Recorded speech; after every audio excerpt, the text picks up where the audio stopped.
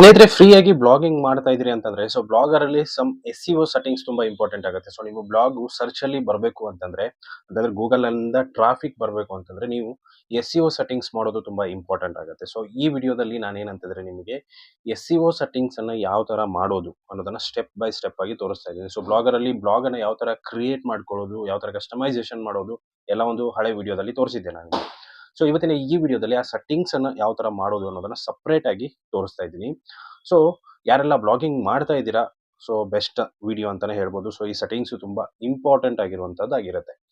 ಅದೇ ರೀತಿಯಾಗಿ word press ಅಲ್ಲಿ ಯಾರೆಲ್ಲ ಒಂದು ಬ್ಲಾಗ್ ಅನ್ನ ಸ್ಟಾರ್ಟ್ ಮಾಡಬೇಕು ಅನ್ಕೊಂಡಿದ್ದೀರಾ, ಸೊ ಅವರಿಗೆಲ್ಲ ಹೋಸ್ಟಿಂಗ್ ಮತ್ತೆ ಡೊಮೇನ್ ತುಂಬಾ ಇಂಪಾರ್ಟೆಂಟ್ ಆಗುತ್ತೆ. ಸೊ ಹೋಸ್ಟಿಂಗ್ ಮತ್ತೆ ಡೊಮೇನ್ ನೀವು ಗೂಗಲ್ ಅಲ್ಲಿ ಸರ್ಚ್ ಮಾಡಿದ್ರೆ ತುಂಬಾ ಕಂಪನಿಗಳು ಸಿಗುತ್ತೆ. ಬಟ್ ನಾನು ಯಾವ್ದಪ್ಪ ಅಂತಂದ್ರೆ ಹೋಸ್ಟಿಂಗ್ ಅನ್ನ ರೆಕಮೆಂಡ್ ಮಾಡ್ತೀನಿ.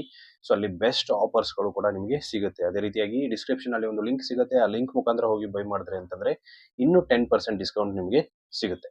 ಸೊ ಯಾರೆಲ್ಲ ಹೊಸದಾಗಿ ವರ್ಡ್ ಪ್ರೆಸ್ ಅಲ್ಲಿ ಬ್ಲಾಗ್ ಮಾಡ್ತಿದ್ರೆ ಹೋಗ್ಬಿಟ್ಟು ಬೇಕಂತಂದ್ರೆ ಬೈ ಮಾಡ್ಬೋದು. ಸೊ ಇವತ್ತಿನ ಈ ವಿಡಿಯೋದಲ್ಲಿ ಆ ಬ್ಲಾಗರ್ ಅಲ್ಲಿ ಏನೇನೆಲ್ಲ ಸೆಟ್ಟಿಂಗ್ಸ್ ಬರುತ್ತೆ, ಸೊ SEO ಸೆಟ್ಟಿಂಗ್ಸ್ ಅಂತಾನೆ ಕರಿತೀವಿ. ಸೊ ಆ ಸೆಟ್ಟಿಂಗ್ಸ್ ಬಗ್ಗೆ ಕಂಪ್ಲೀಟ್ ಆಗಿ ನಾವು ನೋಡೋಣ. ಸ್ನೇಹಿತರೆ ನೋಡ್ಬೋದು, ನನ್ನ ಬ್ಲಾಗರ್ ಅಲ್ಲಿ ಒಂದು ಬ್ಲಾಗ್ ಅನ್ನು ಓಪನ್ ಮಾಡ್ಕೊಂಡಿದ್ದೀನಿ. ಸೊ ಇಲ್ಲಿ ನೀವು ಡೈರೆಕ್ಟ್ ಆಗಿ ಸೆಟ್ಟಿಂಗ್ಸ್ ಮೇಲೆ ಬನ್ನಿ. ಸೊ ಸೆಟ್ಟಿಂಗ್ಸ್ ಮೇಲೆ ಬಂದ್ರೆ ಅಂತಂದ್ರೆ ನಿಮ್ಮ ಸೆಟ್ಟಿಂಗ್ಸ್ ಎಲ್ಲ ಕಂಪ್ಲೀಟ್ ಆಗಿ ಇಲ್ಲಿ ಓಪನ್ ಆಗುತ್ತೆ. ಸೊ ನಾನು ಆಲ್ರೆಡಿ ಸೆಟ್ಟಿಂಗ್ಸ್ ಎಲ್ಲ ಮಾಡಿದ್ದೀನಿ. ಸೊ ಆ ಸೆಟ್ಟಿಂಗ್ಸ್ ಗಳನ್ನ ನಿಮಗೆ ತೋರಿಸ್ತೀನಿ ಸಿಂಪಲ್ ಆಗಿ ನೀವು ನೋಡ್ಬೋದು. ಸೊ ಟೈಟಲ್ ಬರುತ್ತೆ. ಸೊ ಆ ಟೈಟಲ್ ನೀವು ಬೇಕಂದ್ರೆ ಯಾವ ತರ ಬೇಕೋ ಆ ತರ ಚೇಂಜಸ್ ಮಾಡ್ಕೋಬಹುದು. ಅದಾದ್ಮೇಲೆ ಡಿಸ್ಕ್ರಿಪ್ಷನ್, ನಿಮ್ಮ ಬ್ಲಾಗ್ ಯಾವ್ದ್ರ ಮೇಲೆ ಇದೆ ಅದನ್ನ ನೀವು ಇಲ್ಲಿ ಡಿಸ್ಕ್ರಿಪ್ಷನ್ ಅನ್ನ ಹಾಕ್ಬೇಕಾಗುತ್ತೆ. ಸೊ ಸಿಂಪಲ್ ಆಗಿ ಥಿಂಕ್ ಮಾಡಿ ಯಾವ್ದ್ರ ಬಗ್ಗೆ ಮಾಡ್ತಿದ್ದೀರಾ, ಯಾವ ಒಂದು ಇದರಲ್ಲಿ, ಸೊ ಅದನ್ನ ನೀವು ಕಂಪ್ಲೀಟ್ ಆಗಿ ಹಾಕಿ. ಅದಾದ್ಮೇಲೆ ನೀವು ಬ್ಲಾಗ್ ಲ್ಯಾಂಗ್ವೇಜ್ ಕೂಡ ಚೇಂಜ್ ಮಾಡ್ಕೋಬಹುದು. ನೆಕ್ಸ್ಟ್ ಫೇವಿಕಾನ್ ಅಂತ ಬರುತ್ತೆ ನೋಡ್ಬೋದು. ಇದೇನಂತಂದ್ರೆ ನಿಮ್ಮ ಒಂದು ಲೋಗೋ, ಇಲ್ಲಿ ಯೂಟ್ಯೂಬ್ದು ಇಲ್ಲಿ ಲೋಗೋ ಬರ್ತಾ ಇದೆ ಅಲ್ವಾ. ಸೊ ಅದೇ ತರ ನಿಮ್ಮ ವೆಬ್ಸೈಟ್ ಯಾರಾದ್ರೂ ಓಪನ್ ಮಾಡಿದಾಗ, ಅಂದ್ರೆ ನಿಮ್ಮ ಬ್ಲಾಗ್ ಓಪನ್ ಮಾಡಿದಾಗ ಅದು ಬರ್ಬೇಕಂತಂದ್ರೆ ನೀವು ಇದನ್ನ ಇಮೇಜ್ ನ ಹಾಕ್ಬೇಕಾಗುತ್ತೆ. ಸೊ ಅದ್ರ ಮೇಲೆ ಕ್ಲಿಕ್ ಮಾಡ್ಕೊಂಡು ನೀವು ಇಮೇಜ್ ಈಸಿಯಾಗಿ ಅಪ್ಲೋಡ್ ಮಾಡ್ಕೋಬಹುದು. Next privacy, visible to search engine, ಇದು ಕಂಪಲ್ಸರಿ ಆಗಿ ಆನ್ ಇರಬೇಕು. ಆಫ್ ಇತ್ತಂತಂದ್ರೆ ನಿಮ್ಮ ಒಂದು ಬ್ಲಾಗ್ ಸರ್ಚ್ ಇಂಜಿನ್ ಅಲ್ಲಿ ವಿಸಿಬಲ್ ಆಗಲ್ಲ. ಸೊ ಅದಾದ್ಮೇಲೆ ಕೆಳಗಡೆ ಬರೋಣ. ಇಲ್ಲಿ ಇದು ಕೂಡ ಆನ್ ಇರಬೇಕು. HTTPS ಅಂತ ಏನಿದೆ ಅದು ಕೂಡ ಆನ್ ಇರಬೇಕು. ಅದಾದ್ಮೇಲೆ ಕೆಳಗಡೆ ಬಂದ್ರಪ್ಪ ಅಂತಂದ್ರೆ ಇಲ್ಲಿ ನೋಡಬಹುದು ಪೋಸ್ಟ್, ಮ್ಯಾಕ್ಸಿಮಮ್ ಪೋಸ್ಟ್ 7 ಪೋಸ್ಟ್ ಇದೆ. ನಿಮಗೆ ಜಾಸ್ತಿ ಬೇಕಂದ್ರೆ ಜಾಸ್ತಿ ಮಾಡ್ಕೋಬಹುದು, ಅದರದ ಪ್ರಾಬ್ಲಮ್ ಇಲ್ಲ. ಅದಾದ್ಮೇಲೆ ನೆಕ್ಸ್ಟ್ ಬಂದು ಇಮೇಜ್ ಲೈಟ್ ಬಾಕ್ಸ್ ಆನ್ ಮಾಡ್ಕೊಳ್ಳಿ. ಅದೇ ರೀತಿಯಾಗಿ ವೆಬ್ ಪಿ ಇಮೇಜ್ ಸರ್ವಿಂಗ್ ಕೂಡ ಆನ್ ಮಾಡ್ಕೊಳ್ಳಿ. ಸೊ ಇಷ್ಟು ಇದು ಆನ್ ಇರಬೇಕಾಗುತ್ತೆ. ನೆಕ್ಸ್ಟ್ ಕಮೆಂಟ್ಸ್ ಅದೆಲ್ಲ ಬರುತ್ತೆ, ಅದೇನು ಚೇಂಜಸ್ ಮಾಡೋ ಅವಶ್ಯಕತೆ ಇರಲ್ಲ. ನೆಕ್ಸ್ಟ್ ಇಮೇಲ್ಸ್ ಬರುತ್ತೆ, ಅದನ್ನು ಕೂಡ ಏನು ಮುಟ್ಟೋದಕ್ಕೆ ಹೋಗ್ಬೇಡಿ. ನೆಕ್ಸ್ಟ್ ಟೈಮ್ ಝೋನ್ ಅನ್ನ ಕರೆಕ್ಟ್ ಆಗಿ ಸೆಲೆಕ್ಟ್ ಮಾಡ್ಕೊಳ್ಳಿ. ಸೊ 5:30 ಪ್ಲಸ್ 5:30 ಏನು ನಮ್ಮ ಸ್ಟ್ಯಾಂಡರ್ಡ್ ಇದೆ, ಇಂಡಿಯನ್ ಸ್ಟ್ಯಾಂಡರ್ಡ್, ಅದನ್ನ ಕರೆಕ್ಟ್ ಆಗಿ ಸೆಟ್ ಮಾಡ್ಕೊಳ್ಳಿ.